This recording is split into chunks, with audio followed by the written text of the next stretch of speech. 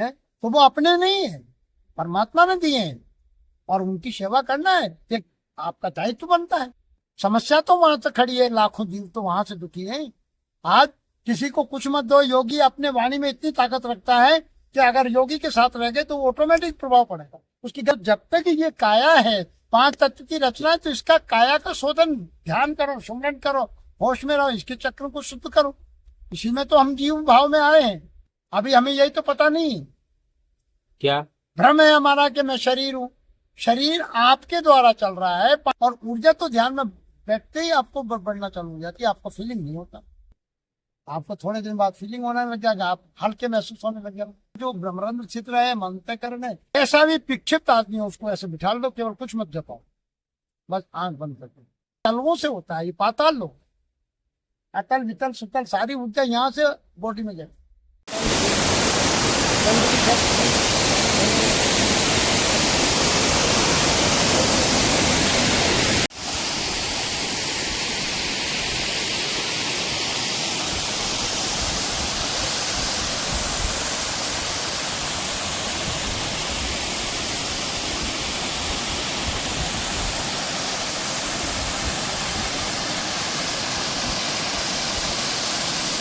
भाई, ध्यान कर रहे हैं बहुत सारे लोग और सभी लोग।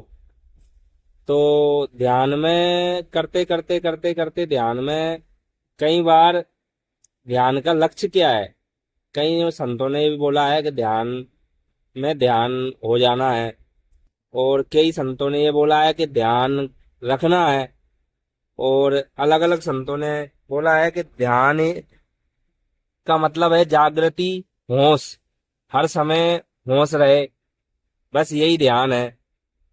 तो अब ध्यान का परम लक्ष्य क्या है? ध्यान का परम लक्ष्य हमारे सदगुरुदेव भगवान की कृपा से ये है, एक तो होश, कोई भी क्रिया हो रही है तो शास्त्र सम्मत हो, एक बात मर्यादित हो, और आपके आए दिन जो विक्षिप्तता है वो आपको कचोटती है, जो सारा, क्योंकि ध्यान वहां चला जाता है, रिमोट कंट्रोल प्रकृति में चला जाता, आप सामने परिस्थितियों में। और योगी का ध्यान कभी कोई भी परिस्थिति उसको झकझोर नहीं, वो अपनी प्रकृति को जीता है, अपने पांचों तत्व का शोधन करता रहता है, क्योंकि अन्न आहार से फिर नाड़ी दूषित होगी, रोजाना की क्रिया है। सही बात है। ये जो ढांचा है, और जो अभी गीता अष्टावक्र कह रहे थे वो अनंत ऊर्जा है। तो जब तक ये काया है, पांच तत्व की रचना है, तो इसका काया का शोधन, ध्यान करो, सुमरन करो, होश में रहो, इसके चक्र को शुद्ध करो। इसी में तो हम जीव भाव में आए हैं। अभी हमें यही तो पता नहीं, क्या भ्रम है हमारा कि मैं शरीर हूँ। शरीर आपके द्वारा चल रहा है, पांचों तत्व आपसे कमांड होना चाहिए ना। कोई आपके ऊपर करता हुआ है क्या? कोई नहीं है करता। करता तो मन ही बन जाता है, और भ्रम जी रहा है कि भगवान जाने। वो ऊर्जा को प्राप्त होना चाहिए जाता है, और विदेश स्वरूप को प्राप्त, इसमें जो ऊर्जा है, तो ये प्रकृति के अंदर लोकहित में ये मानव शरीर जो मिला है तो इसके लिए विशेष है ना। हम कच्चे हो गए ना, पृथ्वी तत्व, जल, अग्नि, वायु, आकाश, पांच ज्ञान इंद्रिय, हम तो इसके वशीभूत होकर के, मतलब ध्यान नहीं करेंगे तो मस्तिष्क कंट्रोल कैसे रहेगा, अंतःकरण शुद्ध कैसे होगा? सुमरन नहीं करोगे, स्वाध्याय नहीं करोगे, विचार नहीं करोगे, तो आपका जीवन अशांत हो जाएगा। भाई, कईयों ने ये भी बोला है कि भोजन से हमें ऊर्जा मिलती है, और भोजन से ऊर्जा मिलती है, और ध्यान से ऊर्जा का विस्तार होता है। ध्यान से आपका विस्तार तो होता है, पर ध्यान अंदर का भी ऊर्जा को डेवलपमेंट करना है, पर बाहर आपके ना एनर्जी नहीं है, स्वस्थी नहीं हो आपके, तो संसार का ना लोकहित होगा ना परलोक। तो साधन आपका सही नहीं है, प्रकृति आपकी सही नहीं है, पांचों तत्व में विकृति है। धीरे धीरे अभ्यास, खान, और इसमें आहार का ध्यान रखो, समय का ध्यान रखो, कर्तव्य का भी ध्यान, मतलब सब चीज करनी है। हाँ। क्या कुछ नहीं करना कि गृहस्थी छोड़ करके ये भी करो। जीवन है, उनको अपना कर्तव्य निभाओ, और आपसे उनका तो भरण पोषण भी करना है। कोई भी महापुरुष योगी भाग करके योग को नहीं सिद्ध कर पा रहा, और गृहस्थ में रह करके योगी बनना, ये बहुत टिपिकल, गृहस्थ में रहकर ही हाँ, टिपिकल। योग को ही सिद्ध किया जा सकता है। और बहुत मुश्किल से, अच्छा, क्योंकि यहाँ अवरोध ज्यादा है, परिस्थितियां ज्यादा है, जिम्मेदारियां ज्यादा हैं, इसलिए योग बहुत सारी चीजों को लेके चले। श्री राम शर्मा आचार्य तो गृहस्थ में थे, पर उन्होंने साधना नहीं छोड़ी, और आज कितना बड़ी ऊर्जा लेके चल रहे हैं पूरे भारत को, मतलब जो संस्कार दे रहे हैं, राइट। तो सहज ध्यान करना है सब। सहज भोजन का, प्राणायाम का, श्वास का, बाकी जो ऊर्जा खत्म होती है हमारी टकराने से, अच्छा, अधिक बातें करने, अधिक ऊर्जा खत्म होती है। सबसे ज्यादा ऊर्जा बातों में, बातों में, वाणी में। वाणी में ज्यादा होती है। हम आपस में सत्संग की बात समझते हैं और हम आपस में टकरा करके ऊर्जा खत्म कर लेते। ऊर्जा को बचाना होगा। ऊर्जा बचाना ही है मेन चीज, जब तो पुंज बने। कैसा पुंज? मौन रहो, आवश्यकता से अधिक उच्चारण करने में फिसल जाओ। मौन नहीं, आपको 10 शब्द की जरूरत पड़ रही, वहां 5 शब्द में उसको इतनी सी जरूरत।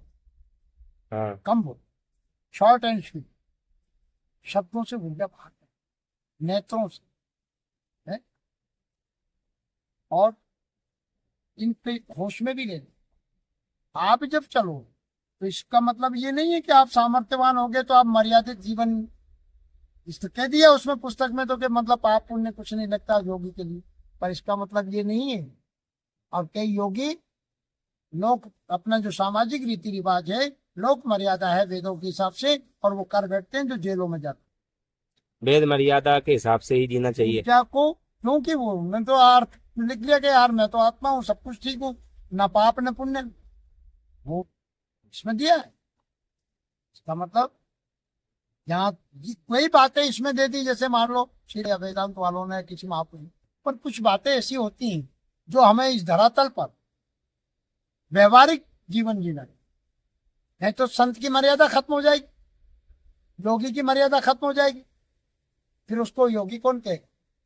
हाँ, तो योगी को संभल संभल कर ही चलना पड़ता है। आएगी आएगी आएगी, मैं अनुभवशील बात कह रहा हूँ, जो मक्खियों की तरह भिनभिना के आएंगी। माया, इतना है, सारी भौतिक कामनाएं, तो इनसे कैसे बचना होगा? अरे हमें तो अपना कैसे बचना होगा?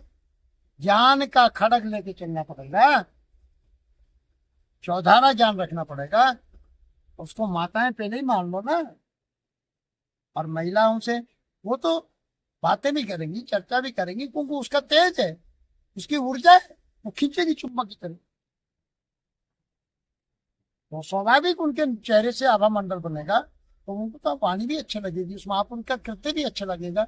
इसका मतलब वो ये नहीं है, पर योगी ये समझ ले कि ये मेरे वशीकरण होगी। कई योगी फिसल गए, कच्चे नौजवान बच्चे, जिनके चक्र जागृत हो गए और वो काम वासना में लिप्त हो गए, क्योंकि ये जो स्वाधिष्ठान चक्र है, ये है ही संसार के भोग और योग योग से फिर भोग आएंगे आएंगे। तो योग को महत्वता देके, योग को महत्व दे के फिर भोग नहीं आएंगे क्या? भोगों को विष की तरह त्यागना होगा। हाँ, इसकी तरह नहीं, मर्यादित। गृहस्थ में हो तो गृहस्थ में भी मर्यादित है। इसका मतलब ये नहीं है कि आप मतलब जो तो आप मर्यादा तज देंगे। नहीं, ज्यादातर योगी को ब्रह्मचार्य ही व्रत धारण करना चाहिए। ब्रह्मचर्य व्रत धारण करना चाहिए, और उस ऊर्जा को लोक हित में, समाज में, आप तो उससे खर्च नहीं होगा। हाँ, आप बोल रहे हैं, सत्संग में बोल रहे हैं, चर्चा कर रहे हैं, प्रचारक है, तो उसमें तो आपका विवेक काम करें और स्रोत खुलेंगे, और ये बात है भगवान। तो ये वो जो ऊर्जा जो बनती है, जो पुंज जो बनता है, तो वो पुंज जब योगी अपनी बाहर बहिर्मुखी ना करके अंतर्मुखी हो जाएगा। बात सुनो, आप जब सुप्रीम पावर की तरफ चलोगे तो वहां विषय वासना इतनी दूर से दुर्गंध आती है, मुझे ये विषयों की बॉडी से आ रही है, और इधर से योगी पॉजिटिव कर रहा है। टिक नहीं पाते, इसलिए एकांत में भगते हैं हमारे योगी लोग, जंगलों में जाते हैं। और भी महापुरुष जंगल में क्यों जाते हैं? वो केंद्र सुप्रीम पावर है, उनको पर्यावरण शुद्ध चाहिए, और ये तो कचरा लगता है। योगी को एकांतवास ही रहना चाहिए। नहीं, उसको ये गंदा लगता है, इनकी विषय वासनाओं की दुर्गंध आती है। पद भ्रष्ट होने का खतरा बढ़ जाएगा। पथ भ्रष्ट नहीं, वो तो वो रह ही नहीं पाता, इतनी गंध आती है इस संसार में, अज्ञात आनंद में। आप गांव में चले जाइए, नेगेटिव ऊर्जा, उनके पसीने से दुर्गंध और सारी नेगेटिव ऊर्जा नहीं आई, विषय वासनाओं की। तो खा ही वही रहे हैं, कल्चर खाना गंदा, सात्विक विचार नहीं, सात्विक सदाचार नहीं, योग साधना है ही नहीं, तो नाड़ियां तो सुप्रीम है ही नहीं। देवत्व को प्राप्त, स्वयं देव स्वरूप हो जाओ, तब देवता कितने पवित्र रहते हैं। और आसुरी प्रवृत्ति वाले, यही तो संपत्ति है दोनों। भाई हमारे अंदर देवत्व को जगा रहे ना, हवन करोगे, अग्नि होत्र करोगे, ये अच्छी चीजें हैं, इससे बहुत लाभ है प्रकृति के अंदर, बॉडी के अंदर। इसको सूक्ष्म करना भी चाहिए। रोग मुक्त होता है, व्याधि मुक्त होती प्राण, उसको पता नहीं है योगी को, मतलब ये योगी को तो जानता है। कर्म योग, ज्ञान योग, हवन पद्धति, ये जो हमारे महापुरुषों ने, इसके भीतर जो औषधियां होती हैं जो जलाई जाती हैं, इससे कई व्याधियां नष्ट होती हैं मानसिक, कई पागल हो रहे हैं। उसका कारण ही, अब वो तो डॉक्टर ये तुम्हारा विज्ञान नहीं पकड़ सकेगा, इससे तो और तुम्हारी ये गोली दवाई खाते हो ना तुम, इससे तो विकृत हो। हाँ, विषय वासनाओं क्या कर जाने क्या क्या मिला के, जो उससे तो बॉडी दुर्गंध आती है दवाइयों के, हमें क्या जरूरत पड़ रही है। इसलिए संतों ने सहज ध्यान की बात करी है। विषय वासनाओं को दूर रहकर आत्मा की जागृति ही सहज ध्यान है। आत्मा शुद्ध सुप्रीम पावर। और जिसको आत्मा का अंदर से धुलाई होगी, तो हर परिस्थितियों से उसका तोड़ नजर आता है, उसको तो आनंद लेना है, ये तो आनंद स्वरूप है। भौतिक सुख भी आवश्यकता से अधिक जो आ रहा है, उसका सदुपयोग करो ना। अगर आपको परमात्मा ने धन दिया है, कोई भी वस्तु दी है, तो उसको और भी जीव आपके सानिध्य में है। ये नहीं कि आप धन बुरा है, आपको मतलब धन कमाना नहीं चाहिए, कमाना चाहिए, उससे गरीबों की मदद करो, उनसे वस्त्र पहना, पहला अपना कर्तव्य देखो, पहला आपका धर्म। आप ग्रस्त में हो तो आपका उसका धर्म निभाइए, पहले उससे जो बचता है। अतिथि स्वागत तो करते ही हैं, बाकी फिर इसके बाद दूसरा कल्चर। आजकल क्या होता है कि घर तो सुधरा नहीं, हम मतलब भावुकता में आकर के इतना पैसा खर्च कर देते हैं तो घर में परेशानी आ जाती, तो विक्षिप्तता होगी। भाई सामने वाला तो कह रहा है, पर आप अपने आप को तो देखो, घर की परिस्थिति देखो। हाँ, मानव का धर्म है, उससे ऊर्जा मिलेगी आप, दान से उसकी आत्मा को तृप्ति होगी, उसका कार्य करोगे, भगवान ने दिया है तो आपको सेवा भी करो। ध्यान का पहला उद्देश्य यही है, विवेक को जागृत, और अपने अंदर ध्यान से बॉडी के अंदर एनर्जी पैदा हो, बहुत एनर्जी आपके पास, बहुत एनर्जी। विवेक से सही गलत का विवेक से तो इस्तेमाल करना, अनुभव करना है। और ऊर्जा तो ध्यान में बैठते ही आपको बढ़ना चालू हो जाती है, आपको फीलिंग नहीं होता, आपको थोड़े दिन बाद फीलिंग होने लग जाएगा, आप हल्के महसूस होने लग जाएगा, हर हाल में प्रसन्नता रहेगी। अभी ये मस्तिष्क के अंदर जो ब्रह्मरंध्र क्षेत्र है, मंत्रकरण है, इसमें वाइब्रेशन आ रहे हैं, रात दिन सोच सोच के परेशान है, चिंता कर रहा है, तो उसको सुमरन सहज करवा दो भाई, उसको सीधा श्वास पे जोड़ दो, सहज सुमरन, सहज सुमरन में ले आओ, ताकि ब्रेन तो उसका कंट्रोल होता जाएगा। वाइब्रेशन हाल उसका ग्रस्त में जी नहीं पा रहा, कितने बोझे में दब रहा है, तो ये तो आगे की बात, आप तो सहज में ला रहे। आज तो आवश्यकता पड़ रही है हमको कि मतलब सब उसका विवेक ही काम नहीं कर रहा, तो उसको थोड़ा सा किसी अपने ये प्रकृति के सानिध्य में ले आए आप, भगवान की कृपा है ना, आपने बालक भेज दिया, हम मिल गए, आप आ गए, तो ये ऊर्जा मिल रही है। अब आपको यहाँ से बैटरी चार्ज हो गई, ऑटोमेटिक ऊर्जा मिल रही है, और वहां रहोगे तो फिर वही चित्त में वाइब्रेशन देखने में, सुनने में आता है। हाँ, ध्यान में हटी नहीं बनना, हट नहीं, वो तो आएगा। घर में जाते ही आपको बहुत विवेक की जरूरत पड़ेगी, बहुत ऊर्जा की जरूरत पड़ेगी। और फिर सवाल ये है कि आपके पास किन कर्तव्य विमूढ़ जैसी स्थिति हो गई, उस समय आपका भी विवेक काम नहीं कर रहा, ना बुद्धि काम कर रही कि आपकी कोई की जो नौजवान कन्या है, कोई के घर में खाने कोई नहीं है, कोई की क्या परिस्थिति है, कोई रोगी है, पर नए योगी का संकल्प इतना तगड़ा होता है कि आपको माध्यम बना देगा, वो कहीं से भी आएगा चलते उनकी सेवा में। योगी क्यों सुबह प्रातः काल योगी आसन पर बैठ के कर देता है, जो संकल्प इच्छा करेगा वो प्रकृति में छोड़ देगा, और प्रकृति उसको अपने आप चला के भेजेगी। आप बनोगे या किसी का यार चलो गुरुदेव की सेवा, जो इच्छा करो मन माही, तो संकल्प में वो शक्ति आ जाती होगी। योगी संकल्प करता है, अपने लिए नहीं कर रहा। ये बहुत रीजनेबल बात है। लोक कल्याण के लिए। लोक कल्याण के लिए। लोक में तो आपके परिवार भी है, बच्चे भी हैं, है? तो वो अपने नहीं है, परमात्मा ने दिए हैं, और उनकी सेवा करना है, एक आपका दायित्व बनता है। वसुदेव कुटुंबकम। वसुदेव कुटुंबकम। पहले तो आपका जो क्षेत्र है, जिस क्षेत्र में आप परिसर में रहते हैं, ग्रस्त में, समस्या तो वहां से खड़ी है, लाखों जीव तो वहां से दुखी हैं। आज किसी को कुछ मत दो, योगी अपने वाणी में इतनी ताकत रखता है कि अगर योगी के साथ रह गए तो ऑटोमेटिक प्रभाव पड़ेगा, उसकी गरीबी दूर हो जाएगी। और देख लो, ऐसे कई प्रमाण है हमारे इस नाहरगढ़ के अंदर भी है। और उनको इसलिए नहीं हम चलाने को, भैया रामायण पढ़ो, गीता पढ़ो, ये करो, वो करो, मस्तिष्क को कहीं ना कहीं तो स्थिर करो, धैर्य दिलवाओ। आप योग की बात कर रहे हो, उसके तो खाने को दाने नहीं है, पूरा ही तबाह हो गया। वो योग सुनेगा है? वो हवन के पैसे कहां से लाएगा? ठीक है।